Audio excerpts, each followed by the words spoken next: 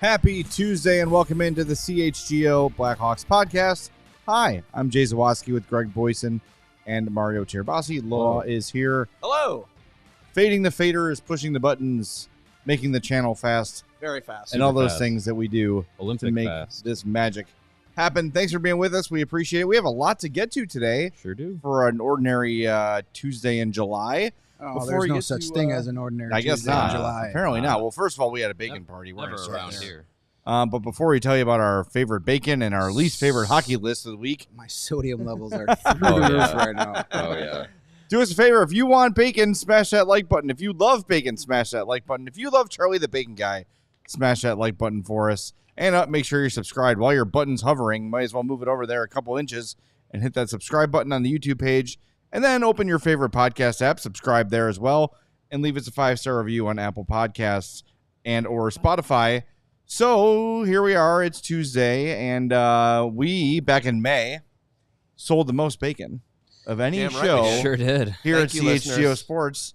So as I walked in with my bagel in hand, ready for lunch, my bagel sandwich, I saw that I was going to make it better with bacon from Charlie. Hell yeah. Great stuff. I know we got a picture of the platter here Oh, do we ever? that We Charlie have a sent couple over with the jalapeno garlic, the maple pepper, It the definitely cherry Dr. Pepper bacon. doesn't look like that anymore. No, the Jardiniere bacon. Oh my God, it's We've got the cherry jalapeno bacon jam, the best. Red chili caramel bacon jam, and that in the middle there is a goat cheese log with Jardiniere seasoning on it. Absolutely amazing.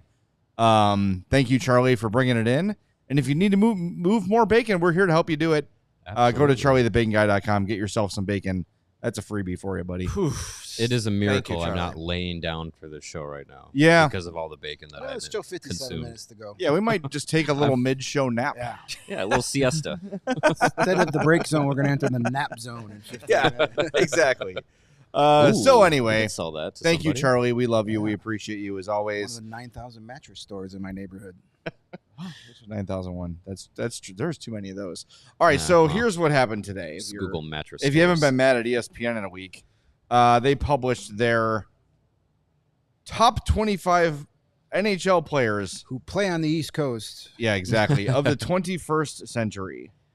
Yeah. And, Crosby, Ovechkin, McDavid. Those were the three that were on their top 100 athletes of the Yes. 21st century. Yes. And McDavid was 98th on that list.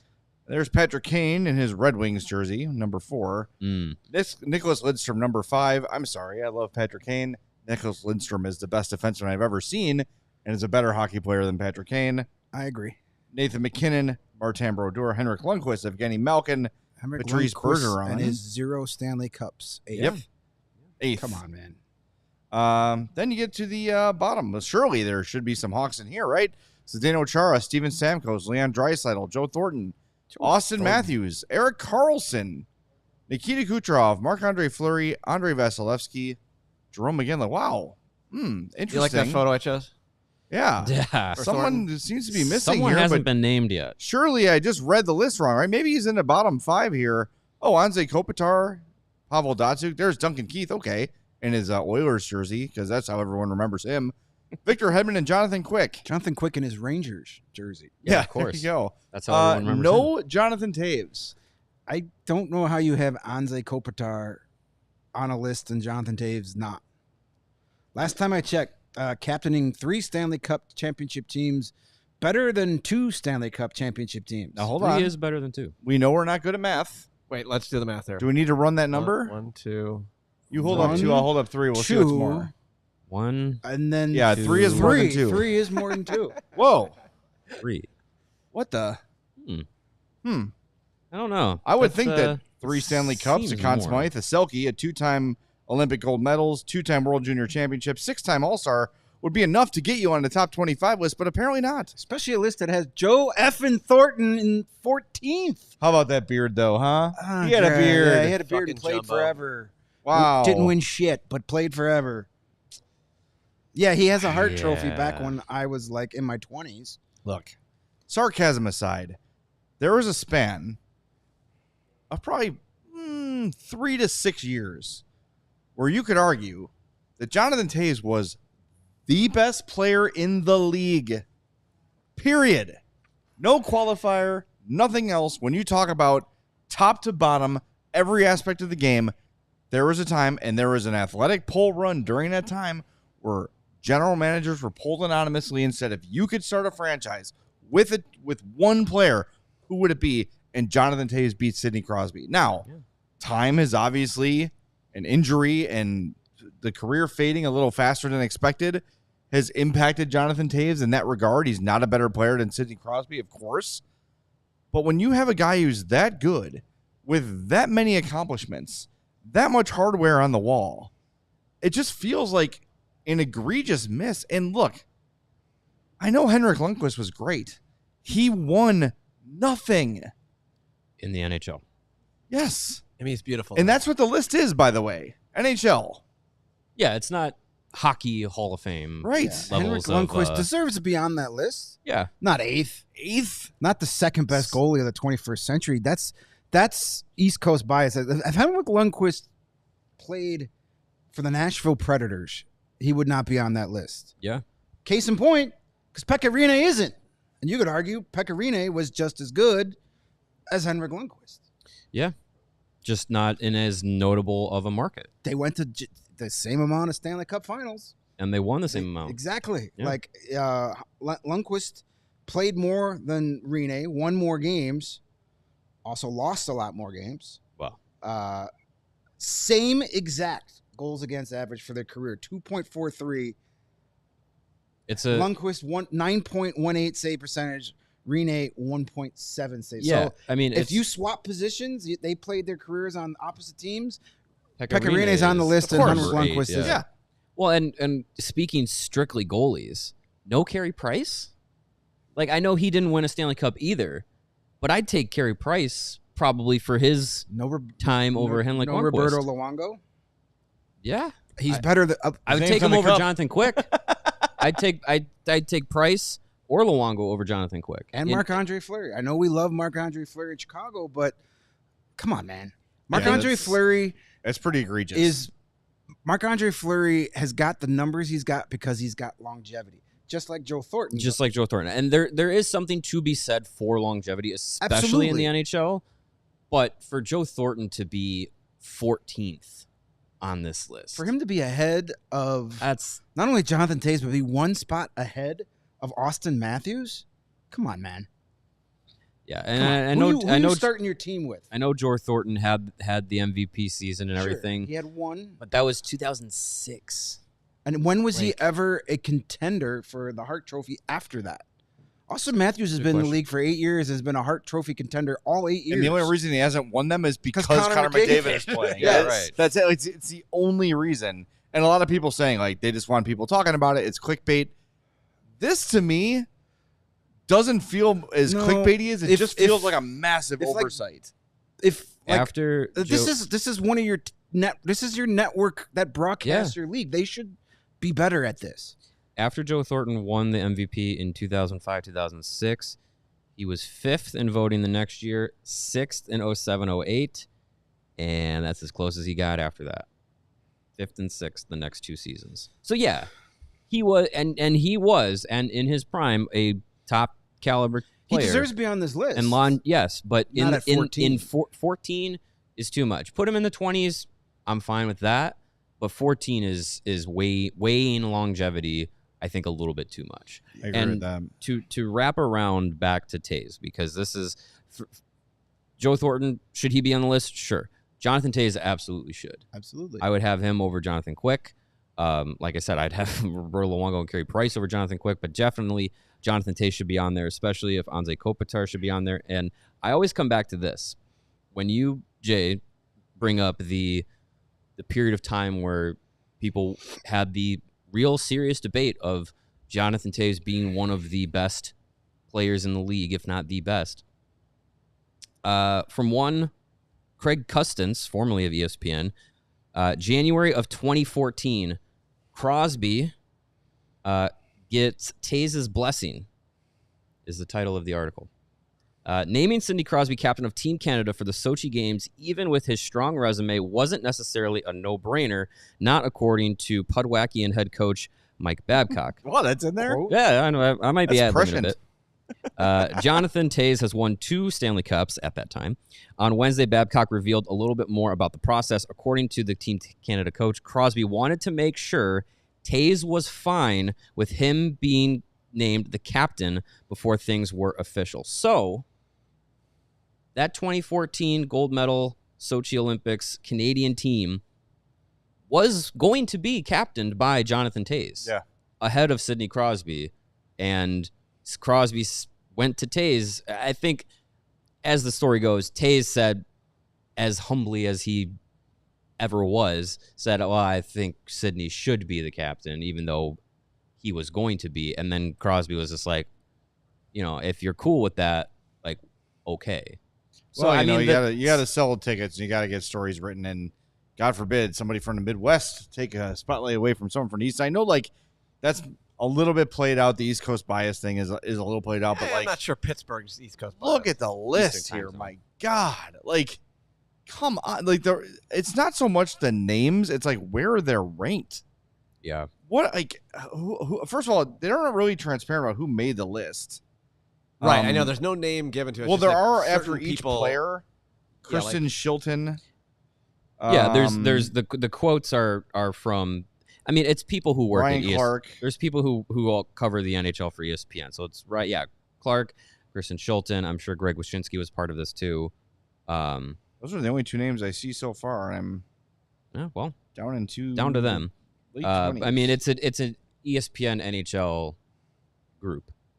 So again, I think if you're trying to get, and this is more of a general point than anything, but if you're trying to get hockey fans to take you seriously and to change the reputation that ESPN has as a hockey outlet, you need to do better with stuff like this. I know it doesn't matter. There's no like actual accomplishment for a player to be on this list aside from bragging rights or whatever you want to say. But when there's egregious misses like this, it hurts your credibility. It does. Like, it's, I don't know. They've got a long way to go in earning the. And look, I'd rather have the NHL and ESPN than NBC Sports Network or whatever. It's better for the sport to get that exposure. Yeah, right. And to get that forced coverage on the SVP Sports Center where he has to talk about hockey because the game just ended. That's good for the game, but how do you have 2 people make this list apparently? You don't have anyone look it over? Like, Wyshynski didn't look this over and be like, wait a minute. I'm sure he did. You've got some really big misses and misrankings here. Well, also to have Pavel Datsyuk at number 22, that seems extremely low for him. Yeah, he should be closer to that top 10, if not inside the top 10. We're also missing Marian Hossa. Well, like, if Toews isn't on there, Hossa is not, but it's just. I mean, I know we are a Blackhawks show. We're all Blackhawks fans. So we're going to, stump for Blackhawks players. But it's also outside of that. Like, objectively, Toews and Hossa, I think their impacts warrant being in the top 25 of the last 24 years. Marian Hossa was a stud before he got to the Blackhawks. Yeah. Was a stud for many years before he got to the Blackhawks. Yeah. He played some of those years in Ottawa and Atlanta. I mean, coming to the Blackhawks made him a household name among NHL fans, but... Well, and the 2 years prior playing in Pittsburgh and Detroit, too. Change the logos right. Frankly, I think the list should be all Hawks. I agree. Love that. Didn't we do that? I think we did that. Yeah. I mean, I just looked up. Kristen Shilton is 34 years old, so it's not like she is a noob. She's my age. Clearly watching hockey when Jonathan Toews was great. Ryan Clark's been covering the game forever. Yeah. It's not that they're not reputable. It just feels like a oh shit, like they hit publish and they're like, oh god, we forgot Jonathan Toews. Right. It has that feel to it. Yeah. Which can happen. Like one of your top 10 lists you send me every week for I top 10. always Thursday. forget somebody. Like, son of a bitch, I forgot that guy. Wait a minute, I want to change mine. Yes, it happens every week. All right, more on this when we come back. But we're also going to talk about Brock Faber's new contract. That's exciting in comparison to a similarly skilled player on the Blackhawks. That's next on the CHGO Blackhawks podcast. But first, this message is for all of you looking for a brand new car or maybe a pre-owned vehicle. Whether you're looking for either one of those, choose Ray Chevrolet as your first draft pick and find the right new Chevy and price for you. Visit our partner this July to shop the Freedom to Save sales event going on all month long at their location on Route 12 in beautiful Fox Lake or at raychevrolet.com. As one of the top-selling Chevy dealers in the entire Midwest, you'll always be able to shop one of Chicagoland's largest Chevy inventories, plus find that perfect tailgate vehicle. Football season is upon us. Right now, get $12,000 off MSRP on a new 2024 Chevrolet Silverado or lease the new 2024 Chevy Trax for only $188 a month for 24 months. Or cruise into July your own way and shop over 125 vehicles priced under $20,000. And if you've heard of Ray Chevrolet, you've also heard of the Ray's Price Promise. They're guaranteed to make your next vehicle more affordable than ever with no price changing, no add-ons, no hidden fees ever. That means the incredible prices we're talking about right now, you could expect to see the very same ones when you shop Ray Chevy in-store or online. Shop the Freedom to Save sales event all month long, which is only a couple more hours. Visit by visiting Ray Chevrolet in Fox Lake or raychevrolet.com. They've been serving the community since 1963. Together, let's drive. Ram. And from the Chevy Ray to the Shady Ray, get ready for the summer season with quality shades built to last. Our friends over at Shady Rays have you covered with premium polarized shades that won't break the bank. Use take two. Shady Rays is an independent sunglasses company offering a world-class product rated 5 stars by over 300,000 people. And their shades have durable frames and crystal clear optics, making them the perfect choice for all of your outdoor adventures this summer. They have hundreds of options to choose from, so you're bound to find the perfect pair to match your style. And you probably have a style in your team's favorite colors. I know I love the Shady Rays that I've used over the last few years since we've become friends with them here at CHGO. I've kept all of my Shady Rays out of the lake this summer so far. So Nice work. Congrats. Yeah, credit to me. Big of me. And you'll want to make sure that if you do lose your Shady Rays, you don't have to worry because they have their Shady Rays protection policy, which if they ever go missing or you lose them, they get damaged, anything like that, they have the protection policy that will make sure that every pair is backed by lost or broken replacements. So no matter what happens, they will replace it. And if you don't like your shades, which, I mean, I don't know how that happens, but if you don't like them, you can exchange them for a new pair or return them worry-free within 30 days. There's no risk when you shop. Their team is always going to have your back with a personal and fast support. So exclusively for our listeners, Shady Rays is giving out their best deal of the season. Go to shadyrays.com. Use the code CHGO. You're going to get 35% off of your polarized sunglasses. Try for yourself the shades rated 5 stars by over 300,000 people. Yes, do that. You will enjoy them. Here's a fun tweet. So will your face. Ooh, fun tweet. A fun tweet about the absurdity of this list. Yes. Concerning a Blackhawk who did make the list. This is from NHL insider Jordan Schmaltz. Oh, yes. Second best Schmaltz. Always right. Brother of former Blackhawk. 100% shot rate on Jordan Schmaltz. Duncan Keith was better than Chara and EK65. 3 mugs, 1 Conn Smythe, 28-11 average time on ice in 2010 SC playoffs, 20-27 in 2013, 31-07 and 15. Should be ranked inside the top 10 to 15 easy. Second best D-man of this era behind Nicky Lid. Guy doesn't get enough credit how big of a machine he was. Thank you, George Schmaltz. That is correct, Agreed. George Schmaltz. Agreed. But not everything needs to be abbreviated. Nauseating jargon aside, that is a correct take. I mean, Why is mug easier to say than cup? Because he's a hockey player, and Read that again.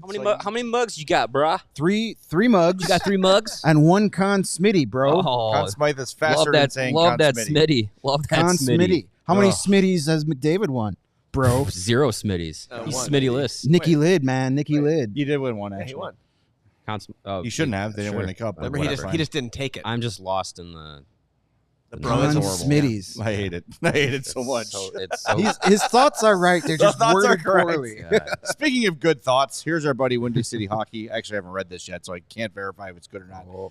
ESPN doesn't know anything about hockey. Okay, yeah, he's on it. When does ESPN contract with the NHL end? never. They've been bad at it ever since taking it over from NBC. I would stop short of saying they've been bad at it. This stuff, they're bad at. Yeah. The game coverage, which is what really matters, is fine. Yeah, they Like- just need to up their table budget. It would be. So do we. It would be. It would. I think people would like it better if it wasn't compared to the TNT broadcast, which is TNT's better. too good. TNT, Yes. they have a better product going right now. Yes. So I think if it was just ESPN and ABC doing all the NHL, you would have nothing to compare it to, and people would be fine with it. Their in-game broadcasts are good. Yeah, and Emily Kaplan's great at what she does. Yeah, like they're Bob Bouchoujian is fucking. He's amazing. He's a guy. He's amazing. Mhm. I'll never know how to say his name right, but I think you got it.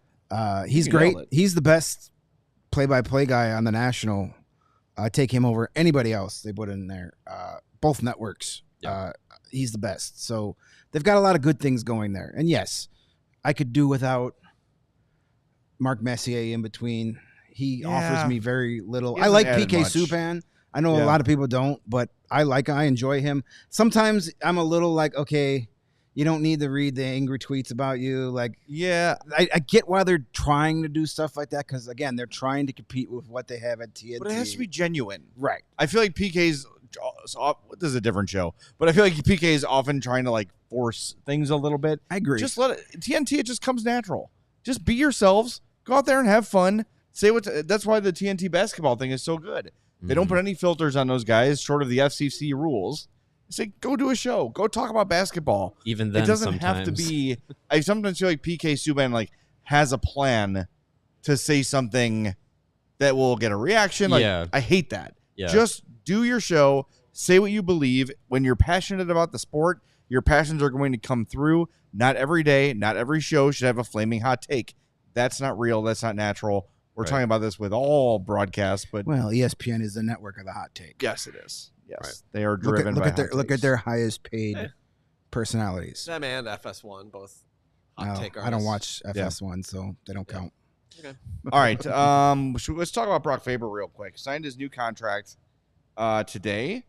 8 years, $8.5 million for Brock Faber, who Yesterday. is a. Yeah, we talked about this Yesterday, yesterday. Yeah. Oh, I'm sorry. You I can mean, get it's your fine, takes yeah. on it though. Let's Go keep for bringing it. it. Well, my take is that I just saw This that- plus yeah, minus never is mind. going to be awesome now.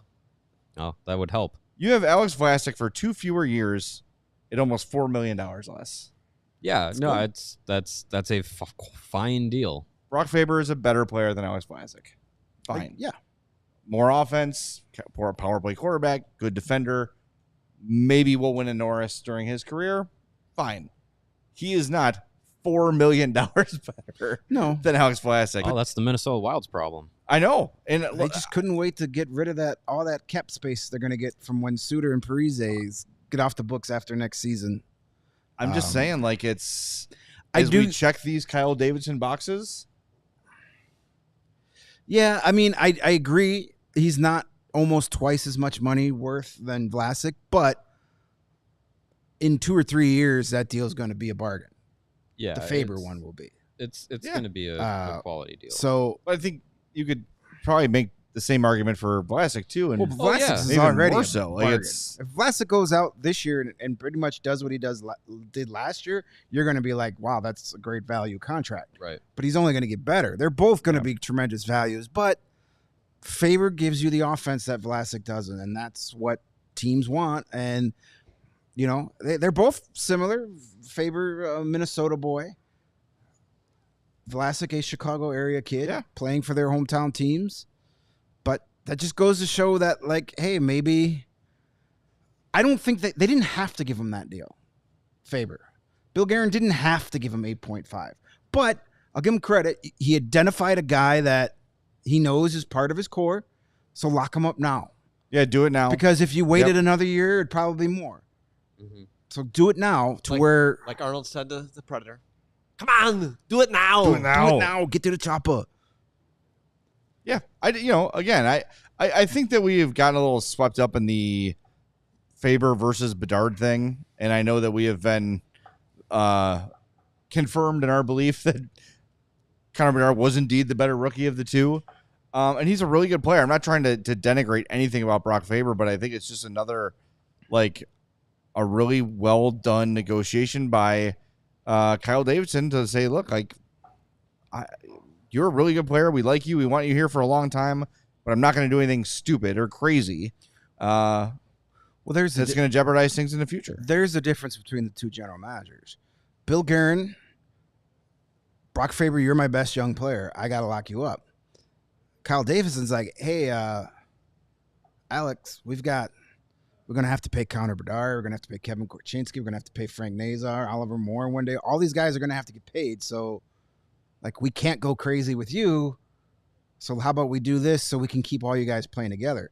Kyle Davidson has more young guys to worry about than Bill Guerin does right now. So Bill Guerin could be a little more.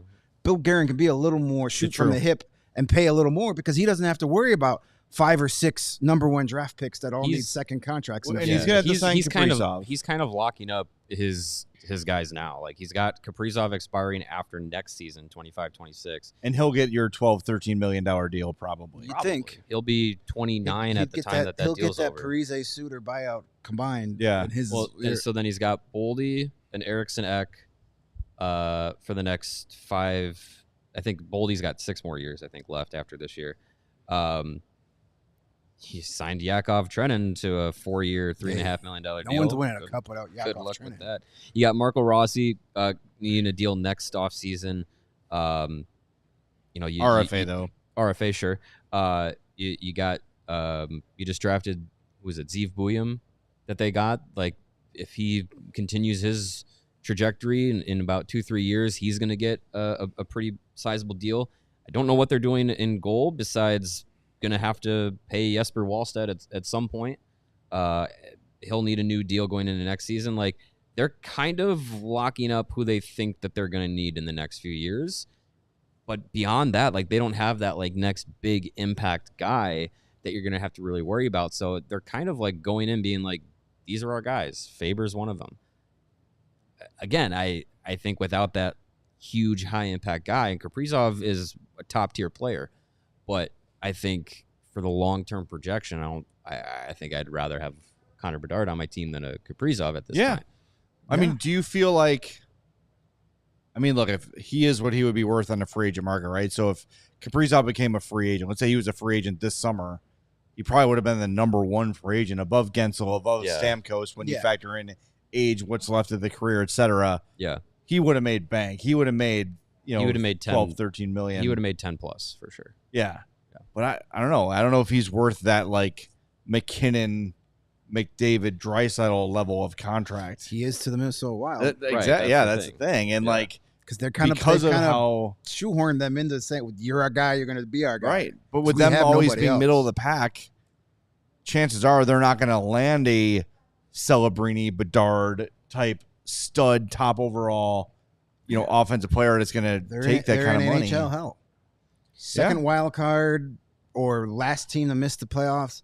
You're drafting 12th to 18th every year. You can get good players there, but you don't get the superstars. And if you're locking up Faber and Kaprizov and all these guys, you're not really going to be a big player for any big free agent that comes out either. They never really. Well, I mean, in fairness, they signed Suter and Parise. And Suter. Those were the top 2 guys of that class. That was a long time ago. That was a big boy move. Yes, and it prevented them from. That was 3 GMs ago.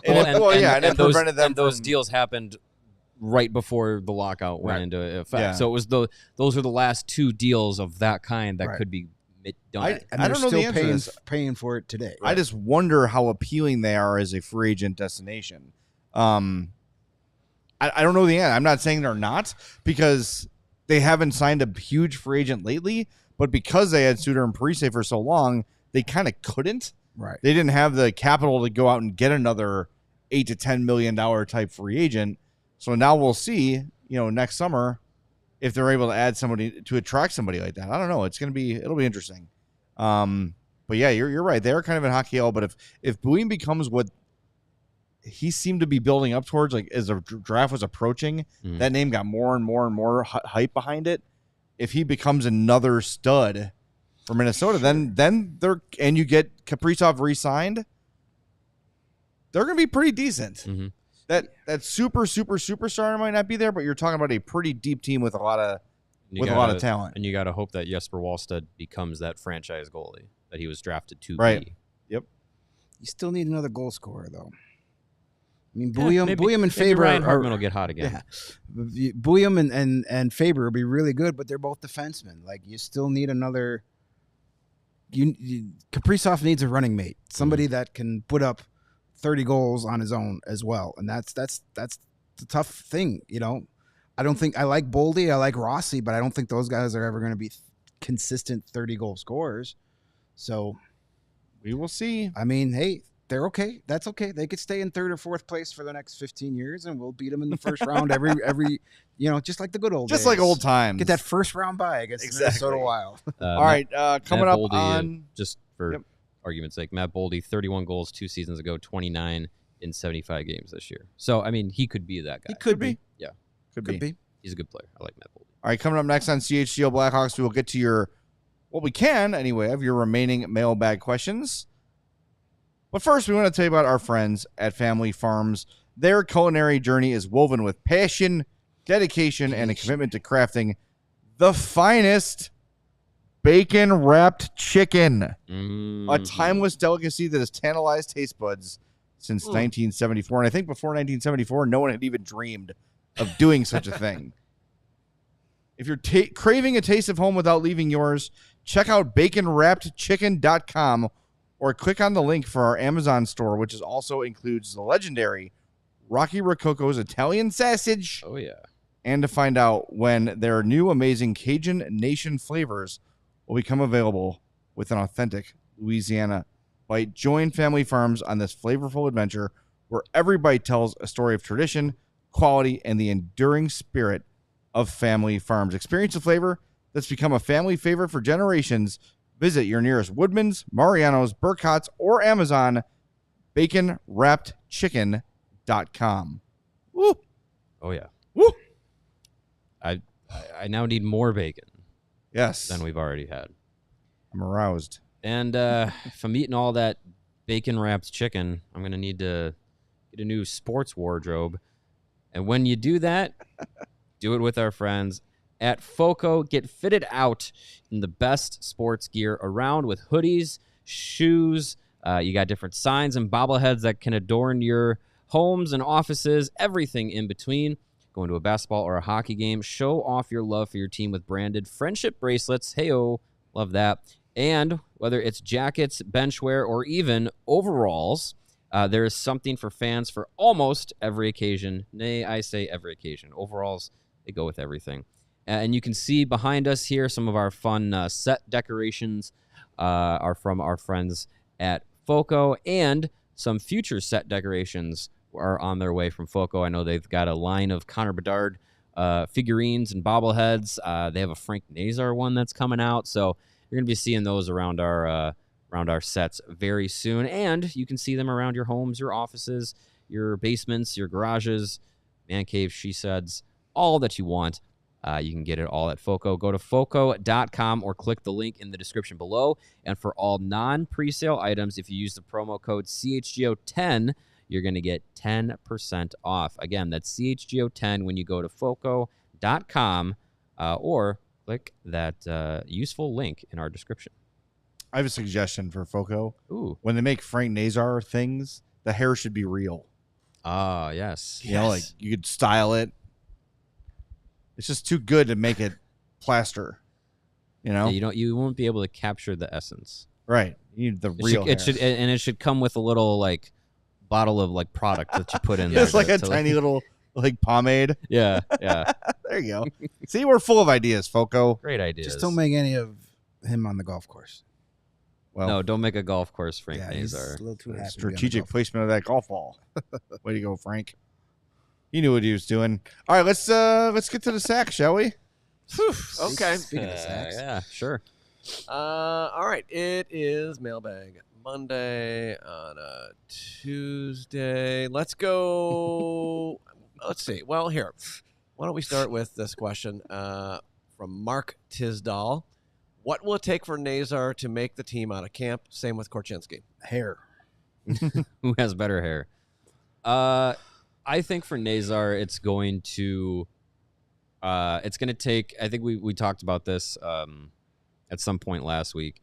It's going to take him being not just one of the 13 best forwards, he'll have to be one of the 7 best forwards, because you're not going to put him in a 4th line role. Right. That's not his game. 3rd line, maybe I guess you could put him in there, but you'd really want him to feed off of and play with the guys that are going to be in the top 6.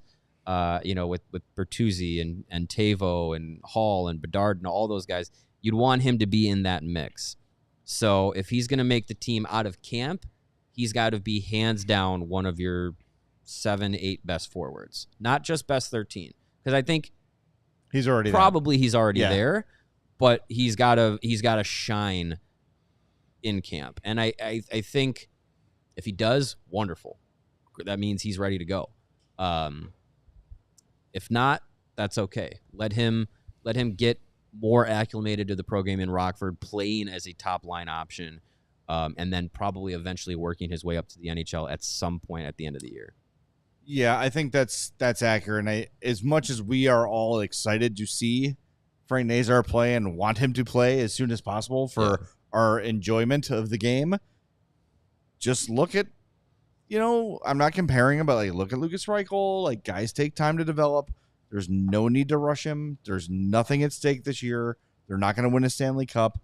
But at the same time, not going to take home the mug. If he comes out and shows you that he's one of the 6 or 7 best forwards you got, you also should not keep him down just because he's young. Right. I think it needs to be a player-by-player basis of analysis, and we've said this a lot, but make note of the people they brought in this year, and that spot that is right there for the taking. That second-line center spot is there. Mm-hmm. Jason Dickinson can bump down.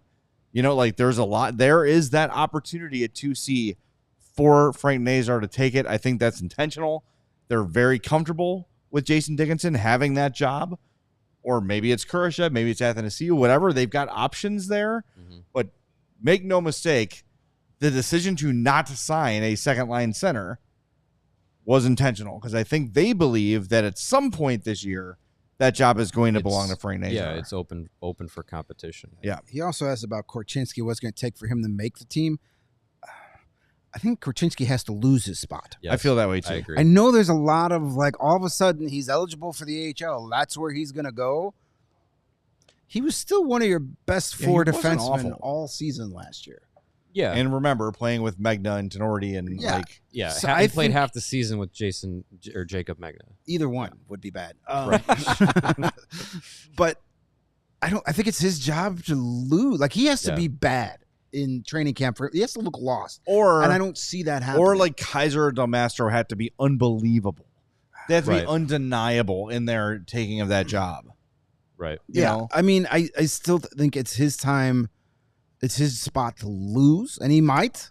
You brought in 2 more veterans, and you have other young guys that met. But I know Rockford is an option, and they may use it at some point this season. But I don't think he's automatically going to Rockford just because he can. I know, there was, he was a teenager playing in AHL last year, and there were lulls. There were. He hit walls during the season, but there was never a time where you're like, he's detrimental to your team. Right. He was never a liability out there consistently. And now he gets to go into an off season with a whole year at the NHL level under his belt. So now he knows what to work on this summer. Yeah. Yep. He needs to get bigger. He needs to get stronger. He knows what it's like to try and win net front battles. He had welts from when him and Nick Foligno went at it and practiced that one time. He knows what works and what doesn't now. So now he could spend the whole offseason tuning his game. Now that he knows that what was, what to expect. And I think that's a lot to be said. So when you mentioned the Foligno thing is I'm glad you brought that up, because I'd actually forgotten about that. That's another thing too, is when you have these young players on a team full of veterans, and the team got significantly older this year, there's sometimes that little bit of shyness. And that's what Foligno was trying to show him, was dude, get mad, be tough, be physical. You don't have to be Brad Marchand and yapping at everybody to play the game in a tough way, in a physical way. But don't be a pushover. Don't be someone that can be nudged out of the way because you're an introvert. You know what I mean? Like, Sure. not to make a Bears reference, but look at Tevin Jenkins, who is a soft-spoken dude, doesn't like talking to media, but when he's on the field, he's a different guy when he's healthy. He will chase you down. If you touch his quarterback, he's going to be the first guy there. Like, you have to find that compete in the game where you take that personality you have off the ice and leave it behind and bring that killer mentality onto the ice. And I think with time and confidence and all the things that young players need, Korchinski's going to get that too. And he showed in that net front battle with Foligno, he was right there. He was hanging with him. He was moving Foligno out of the way. And Foligno was going as hard as he could. So the capability is in there. Remember, he's 19. He's 19 years old. And Anthony Toney says, among many, many other things, that Korchinski was in over his head last season. Yes, he was. Any 19-year-old defenseman is going to be in over their head. It takes a lot to get used to go from junior to the NHL. And to do it as a defenseman is a big transition. And that's why very few people do it. Yeah, right. Exactly. And I think, had he been able to go to the AHL last year, that probably would have been the best place for him. Just because he can go this year, I don't think is necessarily, well, now we've been talking about, I wish he could go to the AHL. Well, now he can. So he's going to go there. Like, I agree. I think in camp, he will have to look completely lost and look like he's taken steps back to be like, he's not going to make this team. I also think too, for last year, not only on the ice was his development important, off the ice too. Let's not forget he lost his dad halfway through the year, mid-season, right? Unexpectedly. As a 19-year-old to go through that, and take some time away from the team and then to come back and move forward. That is a really tough, not only in your professional hockey career something to come over or to overcome. That is something just in life that is difficult to deal with. No matter if you're 19 or you're 30 or 40 or whatever, like that is a really hard thing to go through. So I would like to think that coming into this season, he's had a less hectic summer, I would imagine, than coming into last year. He'll know what to expect coming into training camp, and he's had some time away from hockey. He's had some time away from the hustle of the season, and I would like to think that he's had some time with family to kind of like maybe decompress from the season and the pressure of his first rookie year and everything that came with that. And can come into next season maybe, he's going to be a different person, to be going through that experience. And a lot of development with these young players is not just on the ice, but it's also off the ice with their personal growth and their maturity. So I'd like to think that, he can, playing through that last year probably, I'm sure, had an effect on how he approached the game and how he played. And I would like to think that coming into this season, he'll be able to kind of grow and be able to go into this year with, hopefully a refreshed feeling coming into the year. All right, let's go All right, on next to one, Alberto. Alberto Vitale, who asks, is Levshinov more NHL ready than Korchinski? Also, how soon can we judge Korchinski's play based on his point production? Just sort of following up here on the Korch land. I can't answer that first we don't question know because yet. I've never seen Levshinov play against NHL talent. We'll get a look at training camp and preseason. I mean, that'll be a good indicator. It's hard to say that a guy that's already got a complete full season in the NHL isn't NHL ready. But I'll be able to answer that better in October when we see him on the ice in training camp and against NHL. I don't think he's NHL ready. I think a full season, at least a full season in Rockford, is in his future. And as far as part two, the point production for Korchinski, not for a couple of years. It's kind of the last thing to come. Yeah, I wouldn't. I know that's why he was drafted where he was drafted, and that needs to get better. But he's got to get the whole NHL package down before he can really start focusing on that. I think another 2 years before you really start worrying about Korchinski's point production. Yeah. I think you can take a little bit from it this year. I think the way that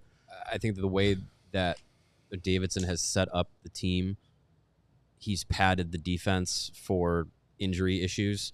I would say right now the expectation is that Korchinski and Murphy will likely start camp together like they were for a portion of the season last year before Murphy went down with injury. Let's say Murphy gets hurt, then you have a guy like TJ Brody that could play on the right side. That's a veteran presence that you could say is more the defensive guy than Korchinski is there.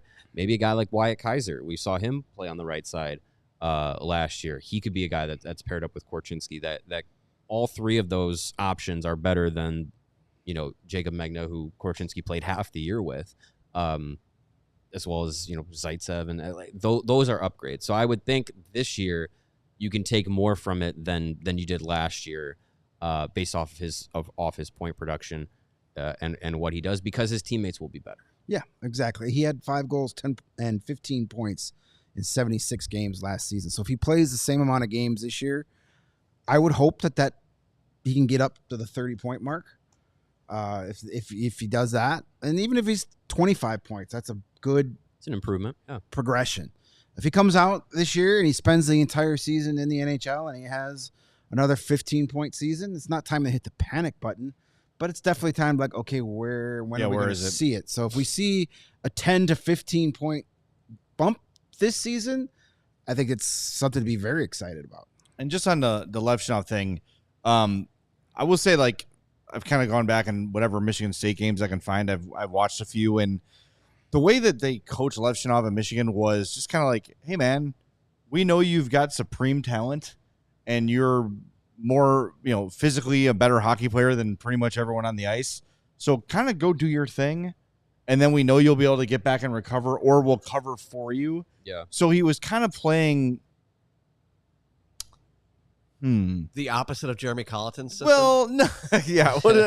Kind of the way, if you think of the way Patrick Kane played forward, right, where it was kind of all right, give him the puck, let him do his thing, everybody be ready, because something cool is going to happen, and we're just going to trust him to do it. And get ready to get back on defense. Yeah, exactly. Levshunov kind of played the same way in college as a defenseman, so I really want to see how he handles playing in a system where he's going to be counted on to stay home way more often. They still want him to move the puck. They still want him to play physical. They're still going to want him to cheat and pinch and all those things, but he's got to learn to do it within the correct context of the NHL. And I think that's why a year in Rockford, even if they give him the old Ethan Del Mastro, Frank Nazar sniff at some point this year, give him 3 or 4 games at the end of the year just to say, hey, thanks for doing this kind of a thing. If Anders Sorensen still had hair, I bet you Levshunov would make him pull some of it out before there's going to be moments in Rockford where he's going to be like, "What are you doing, dude?" Yeah. This is the time to coach that out of him. Yeah. Let him make those mistakes and realize why he can't do that. And guess what? He's going to sell some damn tickets in Rockford too, which is great. Yeah, sure. I think there's no reason for Levshunov to start the season here, or frankly finish it here. Take your time. This is a massive prospect for your team. You need to get this one has to hit. The Levshunov pick has to hit. He needs to be what you think he's going to be. Yeah. So take your time, develop him correctly. Zero need to run. I mean, just look at the D you have ready to go anyway. Jones, Korchinski, Vlasic, Martinez, Brody. You've got Del Mastro, Kaiser. You've already got you've already got several ready NHL defensemen waiting to come up. Plus, you re-sign Crevier and Phillips if you need them. You have insulated Levshunov from being needed this season. So that's what they should have done, and so far, so good. All right, let's go back to the sack of mail. This is from Dom Cagney, who asks, I've been thinking about the 1901 project. Once they break ground, will games just be a nightmare to get to while it's under construction? How will all that work, and how long will construction take? Well, it's kind of a nightmare on game night there anyway at some point. It's not great. They laid it out. It was, 7 phases over a 10-year plan. So they're not going to do it all at once. I'd also imagine that they're not going to do heavy construction during the season because that's going to mess up both Hawks and Bulls I games. believe the plan is to do most of the heavy summer. lifting in the summer. In the Yeah. off season, when the United Center only is being used a handful of times for concerts, and maybe they don't schedule concerts for a couple of much, years yeah. in the off season. I think they're going to do most of the huge overtakings in the summer, and that's why it's a 10-year project. Yeah. They'll it's going to go in phases where it's not going to be around the entire stadium the whole time. I believe the plan is to make it as still make it as convenient as possible as during the painless season. as painless Right. as possible when you're undertaking this kind of But construction. depending on project. where you're coming from, there's that huge Uber lot right across the street for the time being, and take advantage of it. There's alternative the ways. Damon Green line opens in like 3 days or That's going to be 6 days. That's There you going to go. be big. That's going to be a big one there. Yeah, that's good to have. Where's that? Damon and what? Lake. Damon and Okay. Yeah. That's not It's a bit of a walk, but a little bit, but not Yeah, that No, bad. it's all right. like 3 blocks. Yeah. Right down to Madison. It's easy. Yeah, yeah, it's not that bad. I might start if I can. Does the purple line, the green line connect? If it Yeah, does, down Green line down there in the I loop. might Yeah. start taking that to work. Purple There you line go. connects to Well, yellow green line line. you would get off here at Morgan. But anyways, Yellow I line goes actually up took the green line Skokie. today for the first time in quite a while, and some guy sat down across from me and he was like, "Hey, you look like Aaron Rodgers," and I'm like, "I haven't heard that in a while." Next thing you know, I'm talking about CHGO and our podcasts and. Hello to that fine gentleman. We were like 2 other guys. Like, I'm gonna subscribe to you guys. I was like, Sweet. yes, Well right done. on. See, the Way street to team. go. There you go. Yeah, That's good when you need a times. street team. We just need more guys that look like controversial NFL quarterbacks. I know. I was like, yeah, Yeah. I know, but yeah. Anybody Packers look like suck. Deshaun Packers Watson? suck. Yeah, well, you were also taking peyote on the train too, so that probably was part of why they Yeah. thought you were Aaron Rodgers. Well, I mean, Yelling you're at talking people. about crystals. Yelling at people who got vaccinated. Mm. Typical Aaron Rodgers stuff. Okay, let's go back to Budwhack. Yeah. Sorry, I have a let's go cold. back. He is in the governmental palace of Penis. Budwhackistan. Oh my God, this is All right, cold will not midsummer relent. colds are the worst. Yeesh. All right, so Douchebag. Wow. Maybe you I got break? the Covies. all right, we're just talking about the United Center, so let's go to Scott Iowa's question here. Decided this is the season I finally go see a game at the United Center. Right on, Scott. What level, section, or rink view, like home bench, blue line, do you suggest? Also, will there be CHGO Blackhawks takeovers this year? Plural, yes. There will be takeovers. If money is no object to you, center ice on the club level are the best seats in the Yeah, house. 200 level. Yeah, 200 level. I remember Center correctly. ice. Anywhere between the blue lines, perfection. I will say there is not a bad seat in the house. Yeah.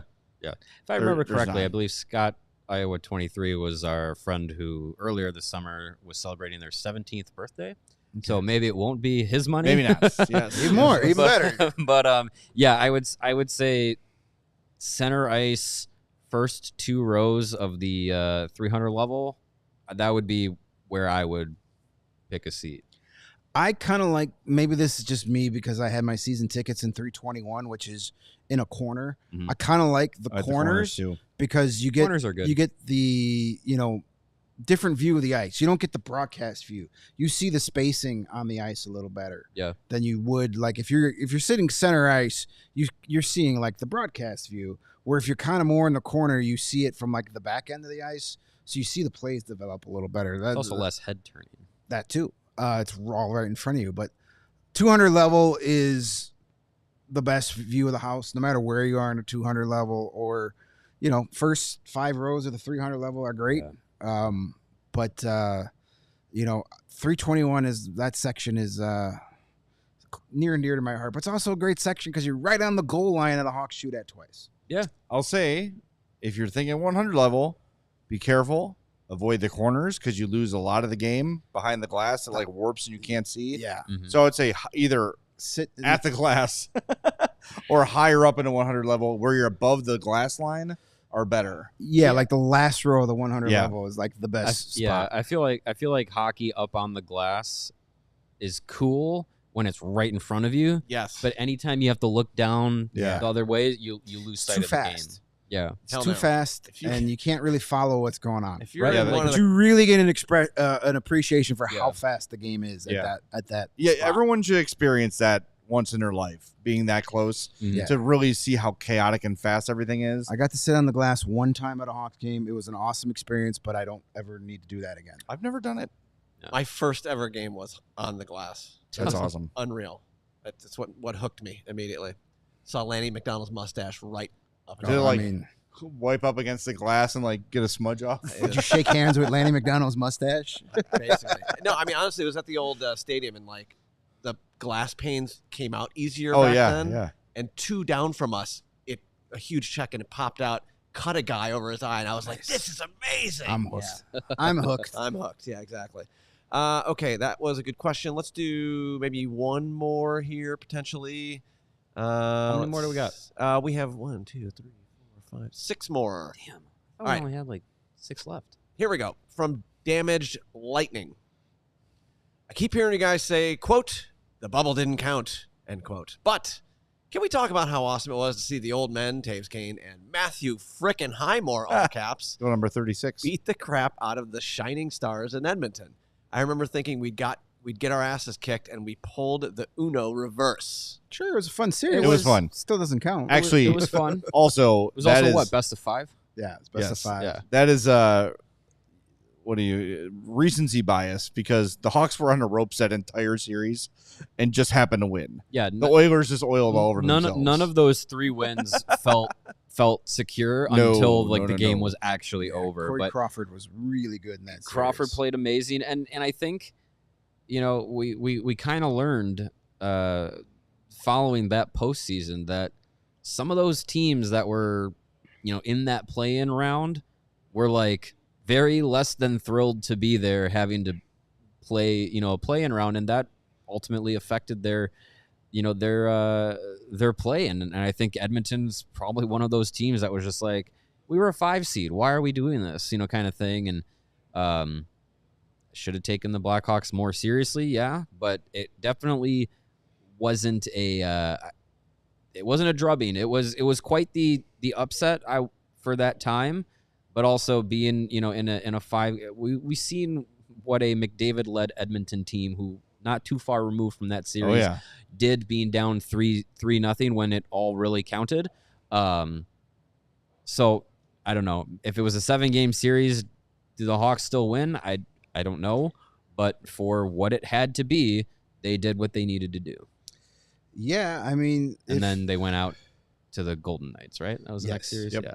I mean, if the Oilers had a real goalie that series instead of Mike Smith, things probably would have been different. Yeah. Mike Smith was comically bad in that series. Also a Pudwack. Yes, confirmed. Next. Oh, wait, Chris Dubiel is kind of triggering me. He's like, watched game 2 at a drive-in Schaumburg. Weird but fun time. That's Oh, good. yeah, Like a Sean- drive-in Yeah. movie theater? Now, I think at the Yeah. Boomer Stadium, they did a lot of They did, concerts there. That's awesome. I remember. I saw I Dylan and Willie Nelson there, front row. but it was in the parking lot Wow, outside the that's cool. stadium. yeah, I almost went to one of those. I the saw drive-ins. Local H play at the parking lot in Schaumburg. Nice. You see local H everywhere. They play everywhere. They're always available. Hey, when it was They're actually playing in our conference room right when now. it was when it was summer of Which one? 2020 and you haven't been out of the house in 9 months, you're like, Go I will go. anywhere. I will go anything. see Local Ace for the 300th time, and I will have a blast. Yeah. And I did. All right. I don't know. We got. We're about an hour in here. Shall we? Let's just. Let's hit one more. One You more. got a hot date or something? There's no one else in here. The bacon's not going anywhere. I do want the bacon. Okay. Let's end it with a very Oh, simple, this will be a easy fast question. Matt Hudson asks, "Will the Hawks make the playoffs next year?" No. No. The This Atlanta season- Hawks? Well, Maybe. this season or next season are we talking? Well, next season is... Well, has- that's well, this. this We're in season that hasn't weird happened time. Yeah, but this season is this season, this upcoming season. All right, so let's pretend he means 25-26. I say yes. Yes, I say yes. I as say well. they're in the playoffs. I say hell yes. 25-26. Hell to the Sure. yes? Hell to the I, yes. 20 I say that they can do it. 25, 26, sure. This year, not a chance. Well, not. I wouldn't say not a chance, but a very slim chance. Less than more than 0, but Less than 5. less than probable. Yeah. Can I address Jim Von Velt's question? Jim Von Felt. When will Toews finally retire? I don't know when Jonathan Toews will retire. Eric Stahl retired today, and they're going to Officially. retire his number In hope- Carolina. in I Carolina. hope it's multicolored. Every team, like a quilt, like Dolly Parton's coat of many like colors. a Pride jersey, you know. Oh, he'll love that. Like the one he denied the wearing. one he Yes. says he's never worn. I think I'll say this: when he does, the Hawks will be ready for him. Yeah. They'll be ready to say, "Let's have a ceremony." Maybe put that number up there. Like as soon as Jonathan Toews is ready to say, "You know what, I'm calling it a career," the Hawks are prepared for that day to come. I'm not going to say I have any information, but 2 years off of hockey, maybe he just doesn't want the fanfare.